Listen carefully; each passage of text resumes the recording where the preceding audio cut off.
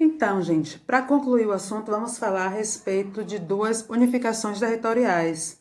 Com o desenvolvimento do capitalismo e as novas formas de pensamento, foram surgindo algumas alterações políticas na Europa.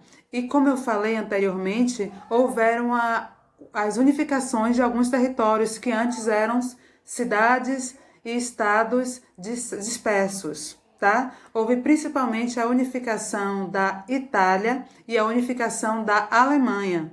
Vamos falar inicialmente a respeito da unificação da Itália. A unificação da Itália foi um processo da união de vários reinos que compunham a Península Itálica, principalmente após a expulsão dos austríacos, que dominavam parte do território. Ocorreu na segunda metade do século XIX e terminou em 1871.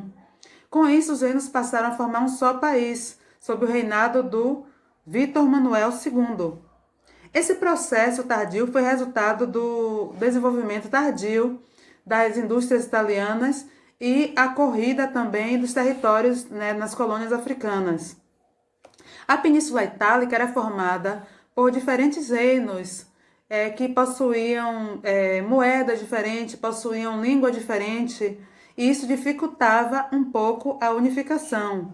Ainda tinha parte do território que pertencia a outros povos. Com o liberalismo trazido pela França, os movimentos nacionalistas na Itália começaram a ganhar força. Contudo, algumas derrotas sofridas na Revolução de 1848 fizeram com que esses movimentos se enfraquecessem, só reacendendo em 1850, quando houve o movimento do Ressurgimento, né? O coordenador desse movimento, Cavour, né, que era o Conde de Cavour, foi o primeiro-ministro de Piemont e Sardenha, que era a única região na Itália que adotava a monarquia constitucional. Desse reino de Piemont e Sardenha, do qual ele era o governante, partiu a liderança que faria a unificação dos dos demais reinos da Península Itálica, liderada pelo Conde de Cavour, né, que liderou também a expulsão dos austríacos desse território e combateu os franceses quando esses tentaram conter essa unificação italiana com medo da concorrência. Em 1858, o reino de Piemont e Sardenha assina com a França um acordo contra o Império Austríaco. Um ano mais tarde, em 59, começava a Primeira Guerra de Independência contra a Áustria, com apoio militar da França.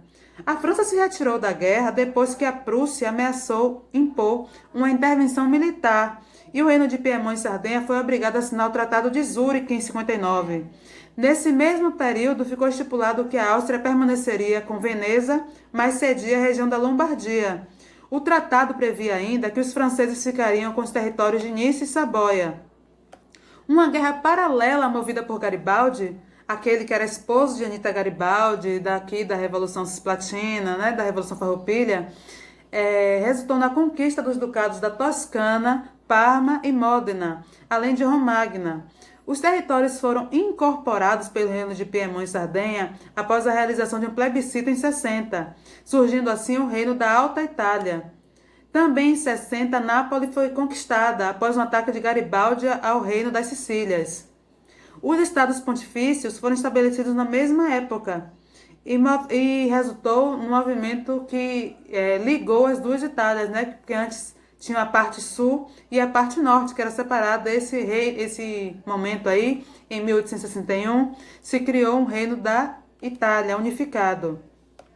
Porém, faltava anexar o território de Veneza, que ainda era ocupada pelos austríacos, e Roma, onde o imperador Napoleão III mantinha as tropas para proteção do Papa Pio IX. Se antes a França foi aliada, agora era contrária, porque ele temia um surgimento de uma potência ali perto das suas fronteiras. Um movimento paralelo traçado pela Prússia tentava promover a unificação alemã, que vamos falar mais tarde. Aliado da Prússia, né, a Itália recebeu Veneza, mas foi obrigada a ceder Tirol, Trentino e também a Ístria para o Império Austríaco, no caso. Somente em 70, quando explodiu a Guerra Franco-Prussiana, o exército italiano pôde entrar em Roma devido à derrota dos franceses naquela guerra. Ao fim desse processo, a Itália unificada adotou o regime da monarquia parlamentarista E aí, quando Roma foi anexada em 70, o Papa Pio IX declarou-se prisioneiro na cidade do Vaticano e se recusou ao reconhecimento da unificação. Em 1874, o Papa proibiu os católicos de participarem da eleição que votaria o parlamento. Esse desencontro entre o governo italiano e o Vaticano foi denominado de questão romana. O problema perdurou até 1920 e foi solucionado com a assinatura do Tratado de Latrão, durante o governo de Benito Mussolini.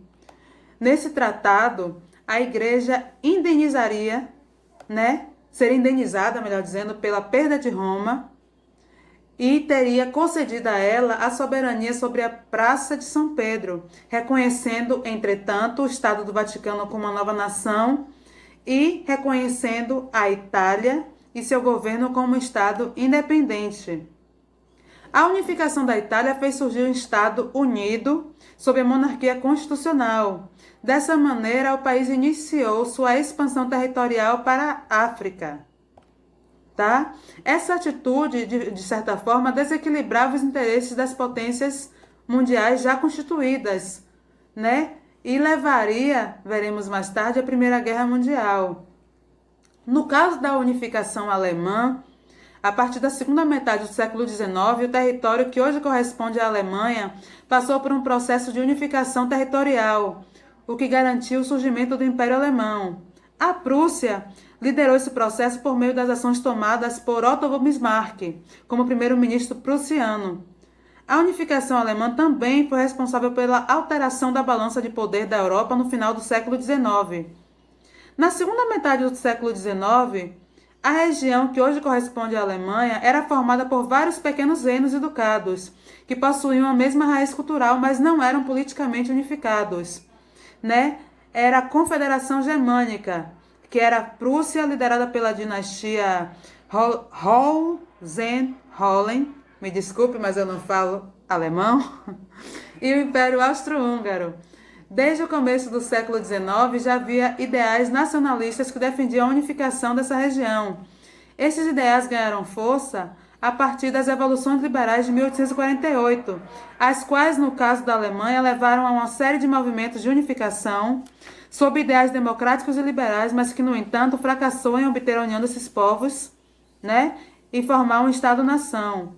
Apesar disso, a Revolução de 1848 contribuiu para o fortalecimento do nacionalismo e da busca pela formação de um Estado-nação, a partir de uma unificação territorial. Esse processo foi encabeçado pela Prússia, que era a região mais desenvolvida na época. Os prussianos defendiam ainda que nessa nação deveria haver a exclusão de qualquer influência austríaca. Economicamente, a Prússia já buscava garantir seus interesses em relação a outros reinos, por meio de uma união aduaneira conhecida como Zollverein. Esse acordo germânico possibilitou o livre comércio entre os estados germânicos da Confederação Germânica e excluía a participação da rival da Prússia, que era a Áustria. O projeto de unificação da Alemanha ganhou força em 1857, quando Guilherme I assumiu o trono. Frederico IV, em razão de uma doença cerebral, se afastou do trono. E ao assumir o trono, Guilherme I, juntamente com Albert von Hum, nomeado ministro da Guerra, iniciou um projeto de modernização do exército, extremamente importante para as batalhas que viriam a seguir. Outros nomes foram importantes nesse momento para que se conseguisse coordenar as guerras travadas pelos prussianos sem que houvesse interferências estrangeiras.